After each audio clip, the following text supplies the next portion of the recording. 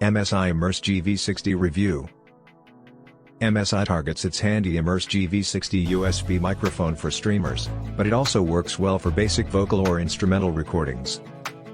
The mic's support of 24-bit audio makes it suitable for tasks needing a clear resolution, with its various pickup patterns providing the user with a lot of flexibility. In addition, it comes complete with a built-in stand and turntable mount for simple setup. Pros would still be best served by other models that avoid digital signal processing such as the Blue Yeti X. However, since the GV60 is not exorbitant in this respect, it still remains an intelligent option for streaming and residential recording activities.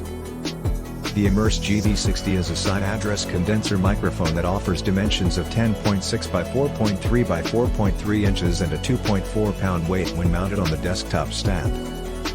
The control panel has a switch that allows you to alternate between the 4 polar pickup patterns, stereo, omnidirectional, cardioid, and figure 8.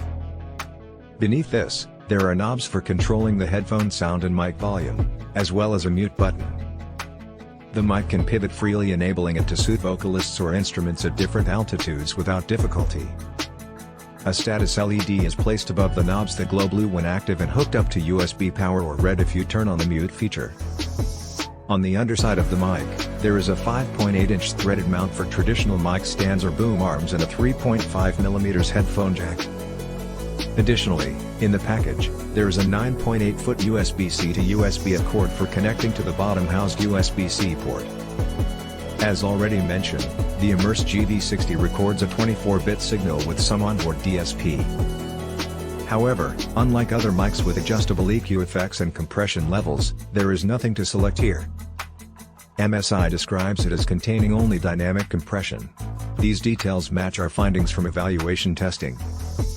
The company states that the microphone can be used with any Windows computer running at least Windows 10 or with any recent version of Mac OS.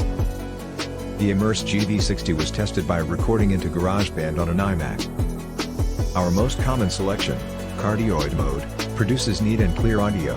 The DSP isn't nearly as heavy-handed as those other counterparts. When set to the bidirectional setting, it is audibly focused and is able to specifically reject noises to the side while magnifying sounds that are in front or in the back.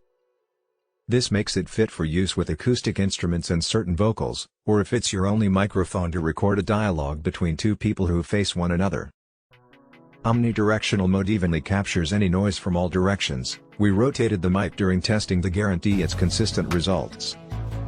When the singer or musician occupies the ideal area pertaining to a given pattern, the microphone can produce a vivid sound in any of its settings. We observe limited dynamic compressing to manage highs, but there are no extreme elements in the DSP. Anybody who doesn't have sufficient time or expertise to employ compression after recording should appreciate this technique. With that being said, if you're looking for more liberty and command, an unmodified signal should be what you prefer. The stereo setting is also very beneficial. When you take a stand directly in the middle, the microphone will record your voice in an unblemished mono signal. The stereo pattern rejects sound from behind the mic, but if you position yourself anywhere inside of the 180-degree hemisphere in front of it, the signal should be relatively balanced. This setting works well for live scenarios where the vocalist is at dead center and other musicians are off to either side. Additionally, it's great for recording background noises for podcasts or videos. If adjusted carefully, the gain and headphone volume knobs can be adjusted without the microphone picking up any noise. When we spoke directly into the mic at a moderate volume from roughly 6 to 7 inches away, we noticed no distortion on the highest gain settings. Although the DSP would likely still cause some distortion when yelled from in this position, you can still get used out of the higher end of the gain range. A pop filter provides a protective barrier against plosives, while the internal damping filter behind the grill works well on its own. It all comes down to how experienced your vocalist is in their mic technique.